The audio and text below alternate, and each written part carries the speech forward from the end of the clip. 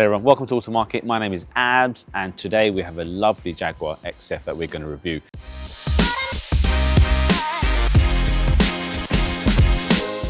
It's a 2016 model with 151,000 kilometers on the clock. We are ideally trying to find something a bit older for you guys to just get an understanding of what it's like to own some of the older cars.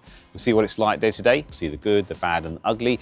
There's no coincidence of me wearing a flowery shirt today in conjunction to Jaguar making their announcement. No connection whatsoever. The whole branding exercise, I don't know. It's a bit dubious what Jaguar are going to be doing. They are now no longer going to be selling any petrol cars or diesel cars for that matter. They're going to go solely electric. But for some reason, they're taking a bit of a break. So we're not going to hear from them for 2 years. Maybe that's a good thing. What that means is that you're going to have loads of these second-hand cars available in the market. So the question is it worth you considering buying one? Let's find out.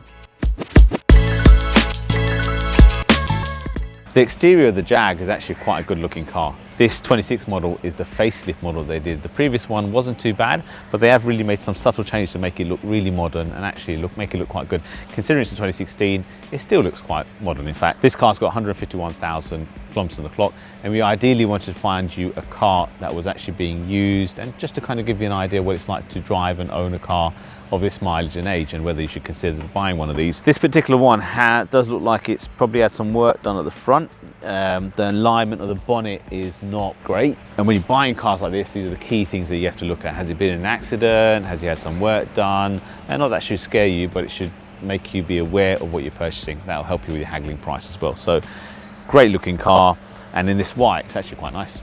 The back of the XF is actually quite nice. I love the way the design is at the back. It's nice, clean and elegant. The two dual exhausts are a really nice touch, give it a nice sporty look. The boot is manually operated, so this particular model doesn't have the electric boot, and the boot is actually massive. Actually, you know what? I'll demonstrate. Watch. I think I'm stuck.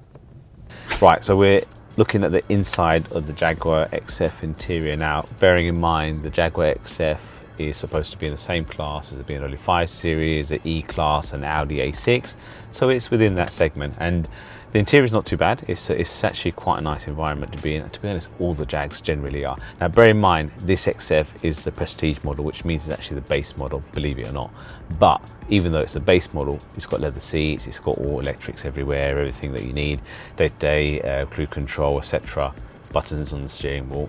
It's pretty good laid out, screen, camera, etc. And these are typical of Jaguar, by the way. You'll see the buttons on here have actually rubbed off. I don't think the owner's eaten them, but they just keep coming off, and I think this is common with a number of car makers, which is not great. And with Jaguar, it shouldn't be. They're supposed to be in the premium brand. Other really good stuff are the gear selector and the air vents, which, well, the gear selector rises up as soon as you switch on the car, and the air vents, they all close and they all open whenever you turn on the car. It's got a very futuristic feel about it. It's quite nice the way that Jaguar had actually done that. And in fact, I think the gear selector, now I'm sure the gear selector, the rotary gear selector, was the first of its kind ever that came up. And I know a lot of people joked about and laughed, said, it's all gonna fall apart, it's gonna all break. Guess what? Still works perfectly fine.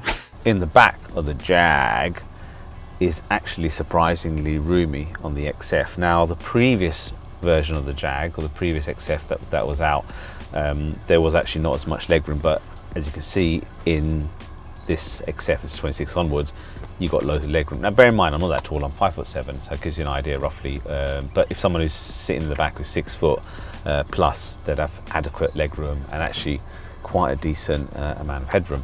The other great thing in the back is that you've got AC controls in the back, so you can actually turn individual temperature controls, climate controls on each side. You do have an armrest with a couple of cup holders.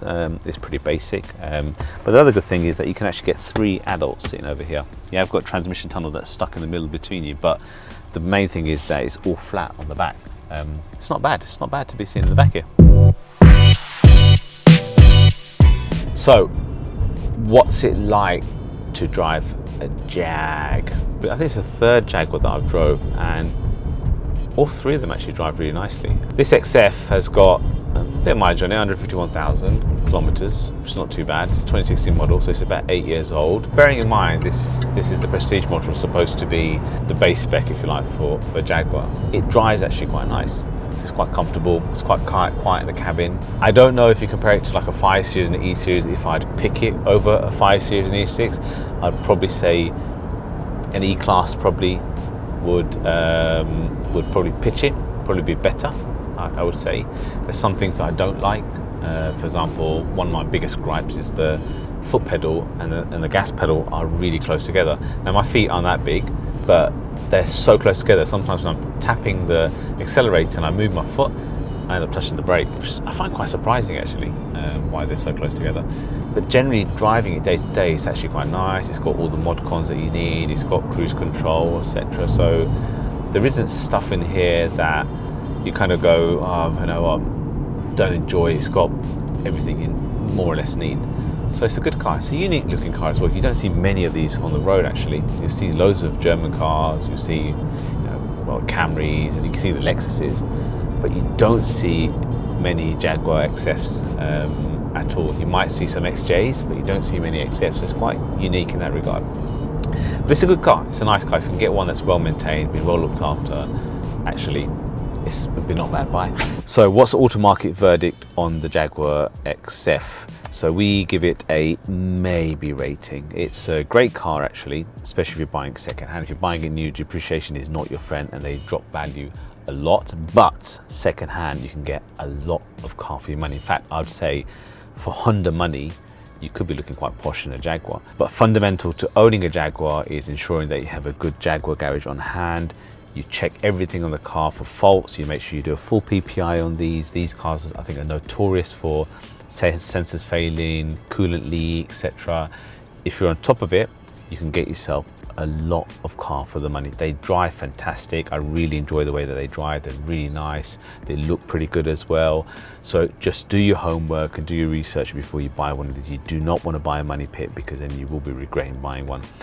If you get some of the other models of the Jaguars, the XF is like the BMW 5 Series, the Audi A6, E-Class sort of range. If you want to go a bit more upmarket, a bit more luxurious, look at the XJ. XJ actually drives really good, fantastic cars as well. I hope you liked our short video on the Jaguar XF. We want to do videos with some older cars as well. I think that'd be quite good for people who want to purchase something older with a bit more mileage and have a bit more of an understanding. We might do something a bit more in depth as well, but we kind of want some feedback from you guys. So why don't you leave us some comments, give us some ideas, things that we should perhaps do for you guys, things that you're interested in. Do also like, do also subscribe, and do share with all your friends and family. We'd love to create more content for you guys. Thank you.